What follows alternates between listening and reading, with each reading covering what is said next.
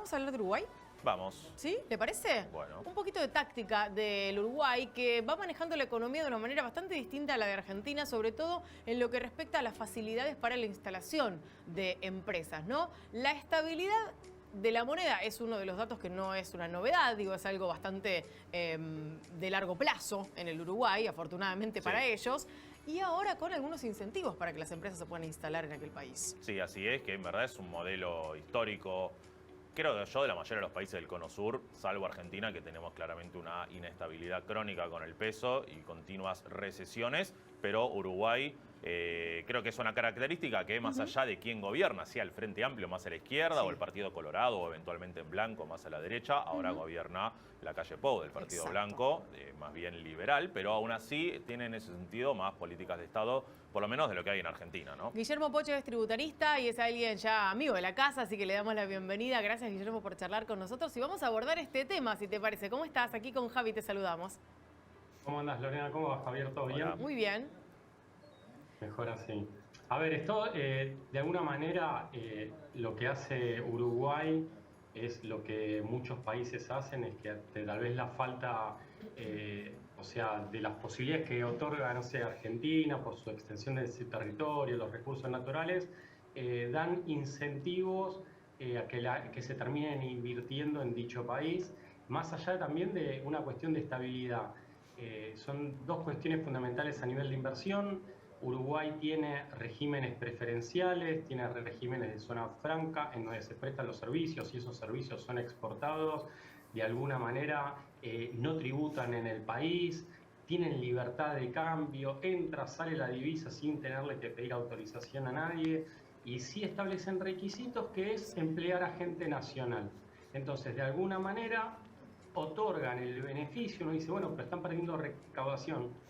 Lo que ellos están promoviendo es la generación de trabajo y que también, en definitiva, empresas de otros países al instalarse ahí terminan capacitando a la gente de su propio país.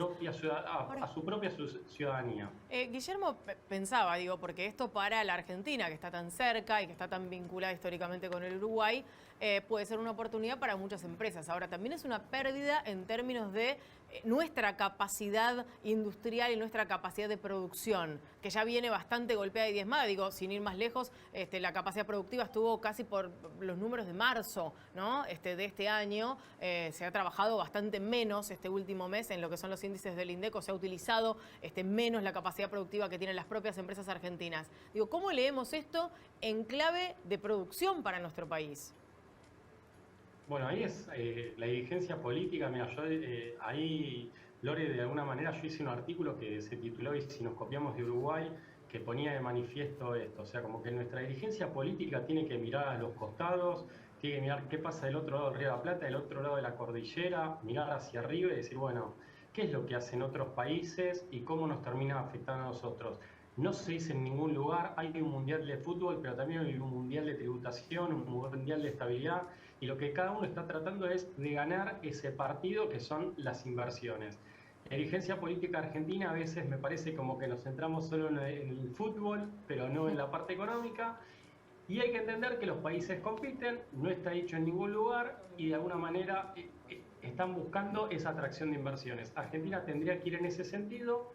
Tenemos que salir a copiar esos regímenes preferenciales de países como Uruguay, Chile, Paraguay, para de alguna manera intentar atraer inversiones. Argentina tiene algunos regímenes, como la Ley de Economía y Conocimiento, pero cuando uno los compara con otros regímenes, como que de alguna manera todavía siguen siendo caros. Y a ver, te llevo a una pregunta que por ahí se deriva un poco de esta cuestión, que es a veces una cuestión un poco ríspida, que hay algunos que consideran que Uruguay podría terminar siendo un paraíso fiscal con estos regímenes impositivos bonificados y facilidades, obviamente, para abrir cuentas bancarias que vienen asociadas. Por supuesto que Argentina no considera que Uruguay sea oficialmente un paraíso fiscal, pero algunas otras naciones quizás sí. ¿Es o no es, básicamente? ¿O es una cuestión más compleja? No, no es un paraíso fiscal. De hecho, te digo, no solo Uruguay, sino también hay organismos como la OCDE que de alguna manera revisan estos regímenes preferenciales.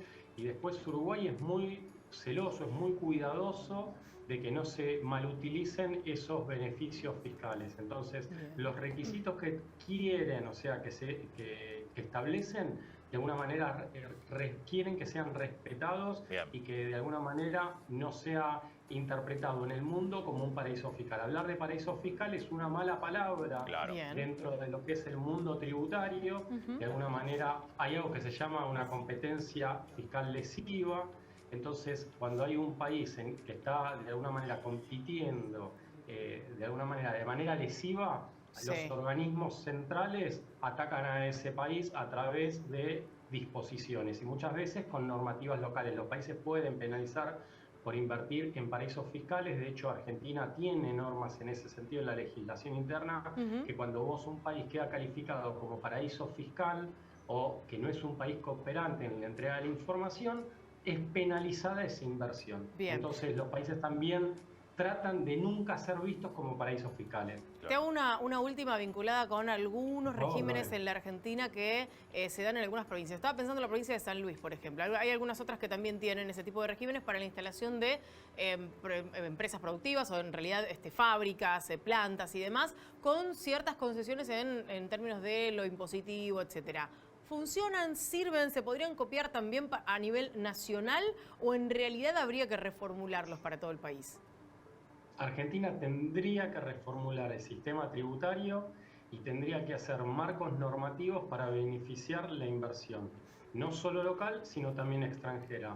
Hoy el país, si vos querés establecer como una sede de un grupo multinacional en la Argentina, hoy no te sirve cuando otros países de la región te dan beneficios en ese sentido. Entonces, si vos querés decir, che, necesito generar riqueza, necesito mayor recaudación, traigamos de alguna manera inversiones del exterior, hoy Argentina está en contra de eso. Entonces ahí es la dirigencia política donde de alguna manera tiene que interpretar los beneficios que te produce tener inversión extranjera, que es aumentar la recaudación y generar un marco de bienestar para la ciudadanía. Guillermo, muchísimas gracias, como siempre, por el rato de charla con nosotros en Bravo News. Un abrazo. Por favor, un abrazo y a disposición.